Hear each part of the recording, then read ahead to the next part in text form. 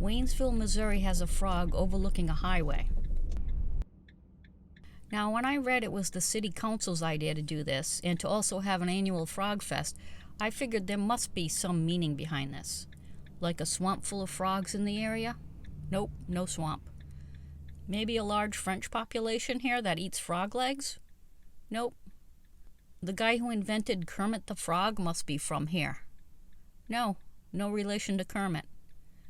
Apparently, the rock already kind of looked like a frog, so it would be easy to have it chiseled into a frog likeness. Really? That's what you're going with? Yep. That's what we're going with. Frogs.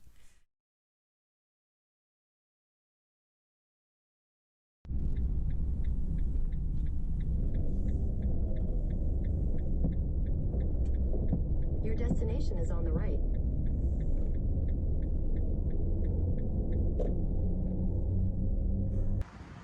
Still in Waynesville, this building was a stagecoach stop in the mid-1800s. I'm glad it's not painted green for the whole frog thing. What even is a stagecoach stop? I never gave it much thought. Before railroads, they used wagons for passengers and light packages like mail, pulled by 4 horses. They would have to stop and switch out to fresh horses every once in a while. There would be a stagecoach stop every 15 miles or so there was a lot of them. Drivers would announce their arrival with a trumpet. I did not know that. And they would sometimes have an armed guard. Stagecoach robberies were so frequent. This stagecoach stop was also a tavern, which was common.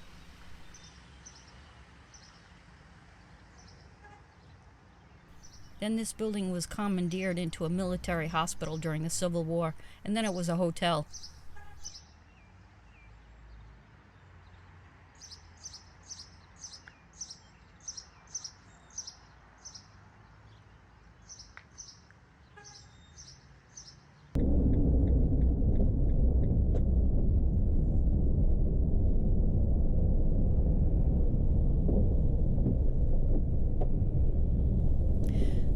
Moss Motel in Lebanon, Missouri. Been here on Route 66 since 1946. One of the few mom and pop motels left on the route. The Monger Moss has Route 66 themed rooms. Business would have been booming in 1946 when they opened. The war was over, but then chain motels like Holiday Inn sprouted up in the 1950s. So they had a few years where business was really good. But they're still open, so they survived the chains. Good for them. I'd love to see these neon signs at night, but there's too much to see, so I gotta keep moving. A photo will have to do.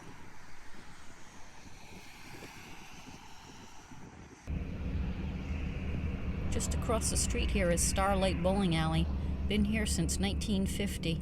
It doesn't look it right now, but it's still open.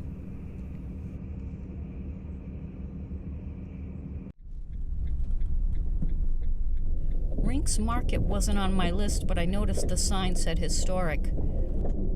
Also opened in 1950, famous for their sandwiches. Rinks was closed for a little while, but the original owner's granddaughter just bought it, and she's trying to keep it as it was in the early days.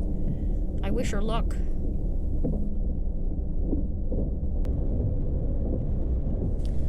World's largest gift store in Phillipsburg, Missouri. Good day for an indoor attraction. You've arrived.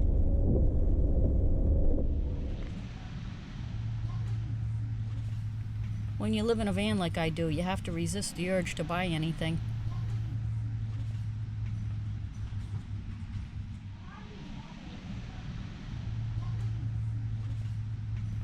Very clean and organized.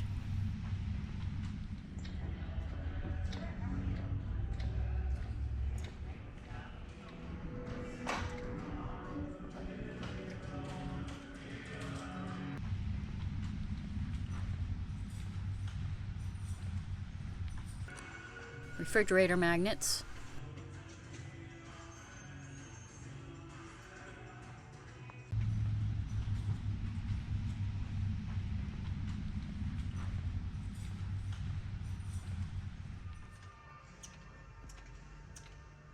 This place is insane.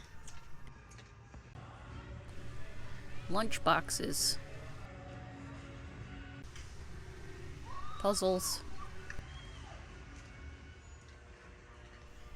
1940 I Love Lucy car in the world's largest gift shop from the TV show.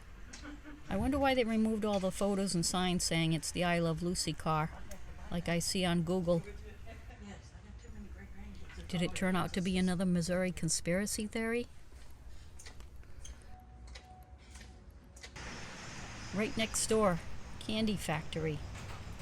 Doesn't say it's the largest, but it's pretty damn big. Oh my. More insanity.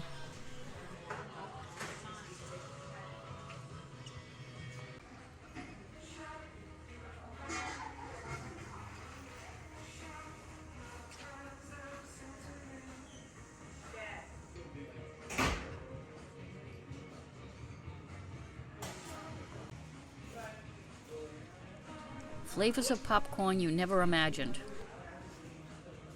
Like pineapple upside down cake, green apple, lemon meringue,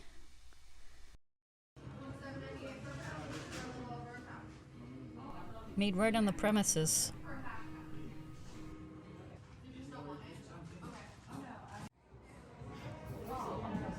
In the quit range. Yes. What should I get? I couldn't make up my mind, so I got 2 pounds of assorted. That'll last a minute. Conway, Missouri. This is the coolest rest stop ever. Every picnic table shelter is a Route 66 roadside attraction, recreation.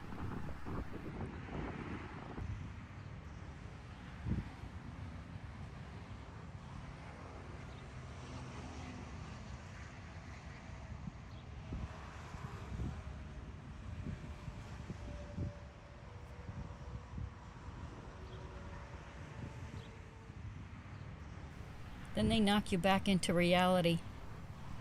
2 cars. This one was wearing a seatbelt and survived.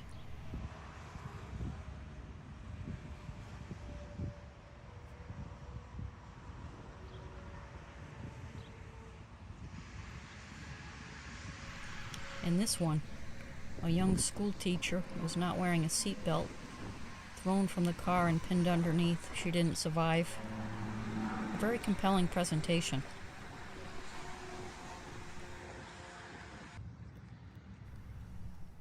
I spent a pleasant night here in Marshfield, Missouri in the Walmart parking lot. And why is there a Hubble telescope replica in the middle of town? Well, Edward Hubble has to be from somewhere. He's the man who proved there are other galaxies beyond the Milky Way. But he's better known for having a giant space telescope named after him.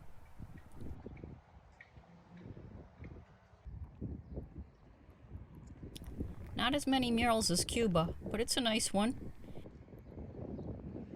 They have a presidential seal here because George Bush visited this town one time. I'm sure it's exciting to have a president visit your little town, even if you don't like the guy.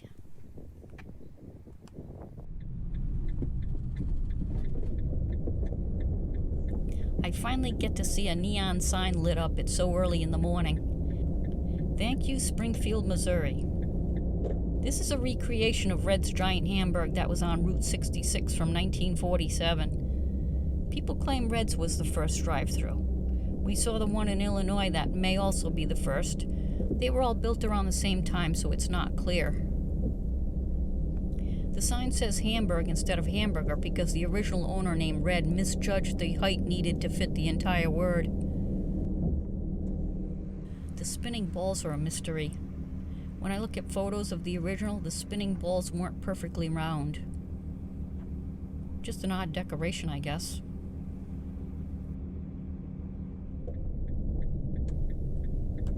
Another Muffler Man.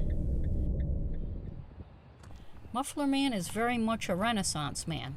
He'll bring home the bacon and fry it up in a pan. And you'll never ever forget he's a man, because he fixes mufflers too.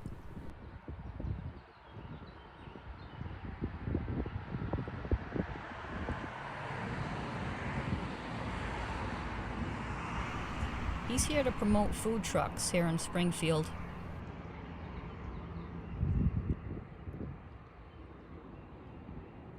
Very cool.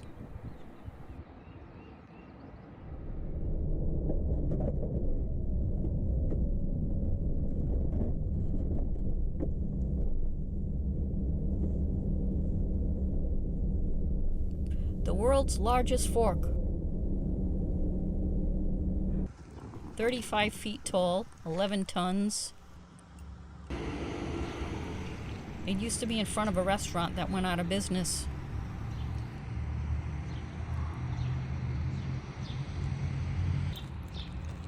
Hey, let's do Chihuahua for scale. You have to stand in front of it. You know the drill. Where are you going?